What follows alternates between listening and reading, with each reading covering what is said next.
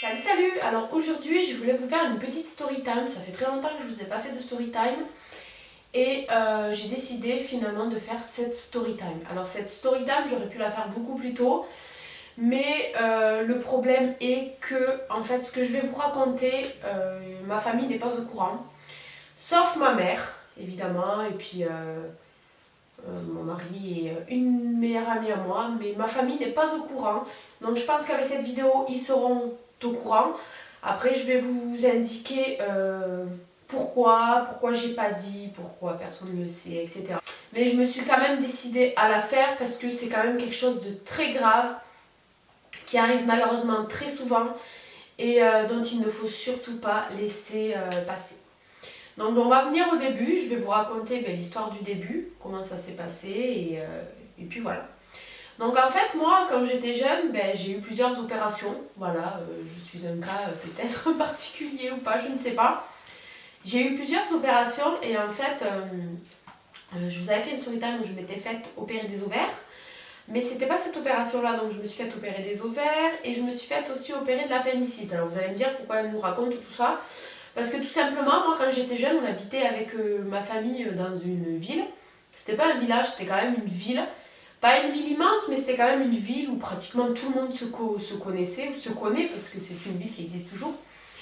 Et en fait, moi, à chaque fois, je me faisais opérer, d'où pourquoi je vous dis, je me suis opérée de telle partie. J'allais toujours dans le même hôpital. Donc en fait, j'allais toujours dans le même hôpital, parce que cet hôpital-là, c'était vraiment l'hôpital familial. Et pourquoi j'allais tout le temps dans cet hôpital, c'est parce que mon papa travaillait dans cet hôpital-là. Il connaissait tout le monde le connaissait, tout le monde l'adorait, donc nous on était habitués d'aller dans cet hôpital-là, nous on connaissait aussi tout le monde, les médecins, les infirmières, les aides-soignantes, les brancardiers, on connaissait tout le monde. Et en fait un jour je me suis fait opérer de l'appendicite, j'étais jeune, j'avais 14 ans, et j'ai eu une crise d'appendicite et voilà, je suis rentrée à l'hôpital et je me suis fait opérer de l'appendicite. Et en fait, ce qui s'est passé, c'est que tout simplement, vous savez, quand vous faites opérer, vous avez des opérations. Pour vous réveiller, en fait, après l'anesthésie générale, pour vous réveiller, en fait, les infirmières, elles vous disent « Allez, réveillez-vous, c'est bon, l'opération s'est bien passée, l'opération s'est terminée, etc. etc. » Donc vous vous réveillez, vous fermez les yeux, vous réveillez, vous fermez les yeux. Et puis vous êtes un petit peu dans les pas, vous essayez de lutter, de vous réveiller, vous n'y arrivez pas, mais vous avez quand même des moments où vous êtes réveillé. Donc vous avez quand même des moments où vous vous rappelez de ce qui se passe. Et en fait, une fois que vous êtes sorti de la salle d'opération, ils vous mettent dans une pièce à part, dans une pièce soit où il y a tout le monde, quand vous avez plusieurs... quand c'est un grand hôpital, vous allez là où il y a plusieurs personnes et tout. Bon là, c'était pas un hôpital immense. Et je ne sais pas, peut-être que j'étais la seule opérée, mais je sais qu'en me réveillant, je me suis retrouvée dans une pièce toute seule. C'était pas une pièce où il y avait tout le monde autour et tout ça. Donc en fait, le truc qui s'est passé, c'est que l'anesthésiste, bon, c'est l'anesthésiste, je vais peut-être faire quelque chose qu'il ne faut pas dans cette vidéo, je vais peut-être dénoncer quelqu'un, je ne sais pas. Peut-être qu'il va se reconnaître, peut-être que quelqu'un me reconnaîtra qui est-ce que c'est, mais j'en ai totalement rien à foutre. L'anesthésiste en fait est venu me voir quand j'étais en salle de réveil. Et en fait, il a fait des attouchements. Voilà, il m'a fait des attouchements et il s'est mis tout nu et il m'a fait, attraper son machin là, tout pourri là. Il m'a fait attraper, voilà. Et en fait, je sais qu'il me disait tiens-moi ça, etc. Et moi je me réveillais et puis je sais pas, j'essayais de lutter ou quoi et je me rendormais, j'arrivais pas à laisser les yeux ouverts. Mais je sais que cette personne-là, je sais qui c'est, j'ai très bien vu qui est-ce que c'était. Et voilà, et elle en a profité que je sois endormie pour venir, parce que quand on est opéré, logiquement on est tout nu, donc on a juste la robe de l'hôpital. Donc je pense que cette personne-là en a profité, que j'étais endormie, et voilà, et elle est venue me faire des attouchements pendant la salle de réveil.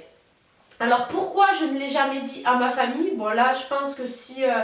ma famille elle regarde cette vidéo, elle sera au courant. Enfin, quand je parle de ma famille, je parle vraiment de ma famille proche, parce qu'après les autres, peut-être que ils connaissent pas cette personne. Mais je sais que ma famille proche, quand je vais faire cette vidéo-là, ils sauront de qui je parle. Alors en fait, pourquoi j'ai pas dénoncé? Tout simplement parce que mon papa il travaillait dans cet hôpital-là. Mon papa connaît très bien cette personne, ben, c'est pas un ami proche, mais il le connaît parce qu'il le voyait tous les jours, quoi. Qu'est-ce que je voulais dire? Je sais même pas comment... je perds mes mots, je perds mes mots. Et donc du coup, il connaissait très bien cette personne-là, il travaillait là-bas, il était là-bas tous les jours. Donc j'ai dénoncé personne, j'en ai juste parlé avec ma meilleure amie et puis après avec le temps, quand j'ai rencontré le père de mes enfants, j'ai raconté aussi au père de mes enfants. Mais après, à part ça, personne n'était au courant. Donc là, dernièrement, j'en ai parlé à ma mère. C'est tout récent, je crois que ça doit faire environ 6 mois que j'en ai parlé à ma mère. Parce que je savais que j'allais faire cette story time, je ne savais pas quand est-ce que j'allais la faire. Donc du coup, je me suis dit, je vais quand même en parler à ma mère pour qu'elle sache avant, pour pas qu'elle soit choquée, pour pas qu'elle découvre en vidéo. Donc j'en ai parlé à ma mère et mes sœurs. Et ma mère, elle m'a dit, mais pourquoi tu nous l'as pas dit avant? Parce que là, j'ai quel âge? J'ai 36 ans. Je devais avoir 14 ans, donc ça fait plus de 20 ans que ça s'est passé. Donc maintenant, ben, c'est un peu trop tard, il y a prescription, je pense.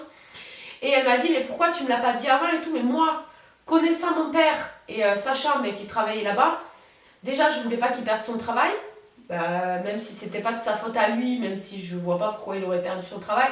Mais d'un côté, je me dis qu'il aurait probablement perdu son travail parce que, à mon avis, si je lui avais dit ça quand j'étais jeune et tout ça, vu que mon papa est très protecteur avec ses enfants, je pense qu'il aurait été capable de l'étrangler ou de le tuer ou de je sais pas quoi faire. Et je pense que ça se serait vraiment mal terminé. Donc voilà pourquoi j'ai gardé le silence.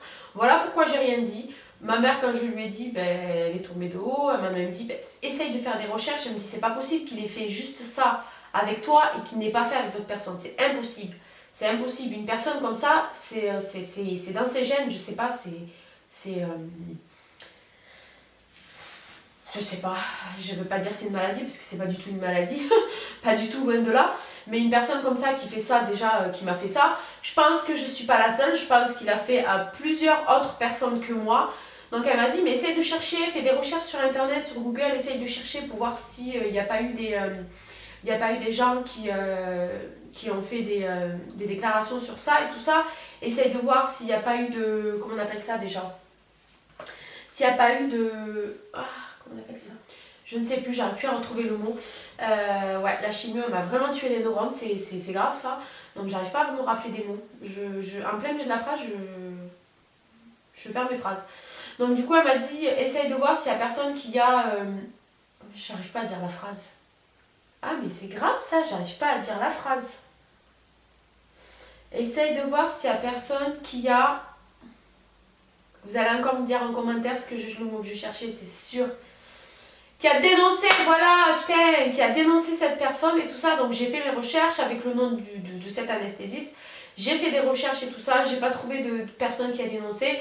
Donc peut-être que des personnes qui me connaissent et qui savent où j'habitais quand j'étais jeune et qui ont eu affaire à cette personne-là, peut-être qui ont eu la même chose que moi.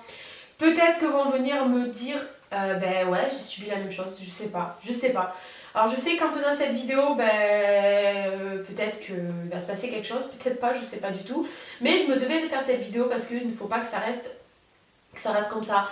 Il faut pas en fait que vous ayez subi des choses et que ça reste impuni. Il faut vraiment dénoncer les personnes. Moi je regrette beaucoup de ne pas avoir dénoncé cette personne-là parce que déjà pour les autres personnes qui ont peut-être subi ça, je dis peut-être, attention parce que je suis sûre de rien, je peux pas savoir. Mais je regrette vraiment. Mais aussi, en fait, ce qui se passe, c'est que quand on subit des choses comme ça, on est seul avec cette personne-là. On est seul avec la personne qui nous fait ça. Ça se passe toujours en privé. Ça se passe jamais en public. Il n'y a jamais personne autour de nous. Et c'est sa parole contre la nôtre. Et souvent, quand on a des trucs comme ça, on n'a pas envie de se battre. On n'a pas envie de ressasser les souvenirs, donc du coup on se tait. Mais il faut vraiment pas se taire, il faut vraiment dénoncer tout ça, il faut vraiment ne pas avoir peur d'aller porter plainte et ne pas avoir peur de le dire surtout à quelqu'un de proche, vos parents ou quelqu'un de proche pour pouvoir faire avancer les choses parce que franchement moi je regrette vraiment. Parce que s'il a fait ça à d'autres personnes, je me dis que si je l'avais peut-être dénoncé, ça se serait peut-être pas passé avec les autres, je ne sais pas. Je sais pas du tout, franchement je sais pas du tout.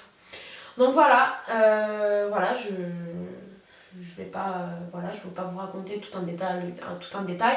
J'ai vraiment été brève. Je voulais vraiment faire cette vidéo pour essayer de pousser les personnes à qui ça arrive à ne pas se taire surtout. pas se taire. Surtout ne pas faire la même erreur que moi, ne pas avoir peur, surtout ne pas avoir peur, il ne vous arrivera rien, vous êtes protégés par la loi, vous êtes protégés par votre famille, par vos proches, donc il n'y a pas de souci, il ne faut pas avoir peur. C'est facile à dire parce que moi j'ai eu peur, j'ai pas dénoncé, j'ai rien dit jusqu'à présent. Ben regardez, ma mère, j'ai 36 ans, mais elle a su il n'y a pas longtemps. Voilà. Je l'avais enfoui quelque part dans ma tête parce que je me suis dit, vas-y, c'est bon. Mais c'est vrai que souvent j'ai des flashs. Là, dernièrement, je me suis fait opérer il y a 3 ans, je crois, dans le même hôpital. Je ne sais pas du tout si c'était le même anesthésiste, je ne l'ai pas vu. Je l'ai pas vu. Franchement, je ne l'ai pas vu et je l'ai croisé. Je l'ai croisé quelques jours après, à ma sortie de l'hôpital, je l'ai croisé, il a beaucoup vieilli. Quand il a beaucoup vieilli. Et il est toujours dans cet hôpital. Ouais, malheureusement, il est toujours dans cet hôpital. Donc, voilà. C'est... ouais. Je sais même pas. En plus, cette personne-là, je suis sûre qu'elle a de la famille. Je suis sûre qu'il est marié. Voilà, beaucoup de choses. C'est... Je sais même pas quoi dire. Franchement, je sais même pas quoi dire. Enfin bon, le mal est fait, tout a été fait. Maintenant, ben, j'en ai parlé, je me suis libérée, je me suis soulagée. J'ai fait cette vidéo. Je sais que si mon père revoit cette vidéo, il sera au courant. Il n'est plus dans cet hôpital. Heureusement, il ne travaille plus dans cet hôpital. Il a des contacts, donc j'espère qu'il se passe... Enfin, j'espère non, en fait, non. J'aimerais bien qu'il aille lui foutre une tannée. Ouais. Mais bon, ça ne servira à rien. Ça ne servira à rien. Parce qu'il ira, de toute façon, il ira. Donc voilà. Bon, ben je vais pas m'éterniser sur tout ça. Si vous avez des questions, n'hésitez pas à me les poser. N'hésitez pas à venir en commentaire, me parler, dire voilà votre ressenti. Est-ce que vous connaissez des personnes dans le même cas que moi qui n'ont pas osé dénoncer non plus ou alors des personnes qui ont dénoncé et finalement justice a été faite. Venez me dire aussi en commentaire. Voilà, donc ben, on va rester là. C'est pas une story time qui a été très très gaie, je sais. Vous allez dire, il n'arrive que des conneries à celle-ci. Ben ouais, je sais pas. Je sais pas. Voilà, vous savez, dans une vie, la vie est à la fois courte et à la fois longue. Et c'est vrai qu'il se passe beaucoup de choses dans une vie. Et des fois, c'est pas très bien, des fois, c'est bien. Voilà, mais la vie continue, comme on dit, la vie continue. Et on est obligé de faire avec, voilà, de faire avec. Bon bah allez, je vous fais des gros bisous et je vous dis à très bientôt, bye bye. Fire when the strobe hits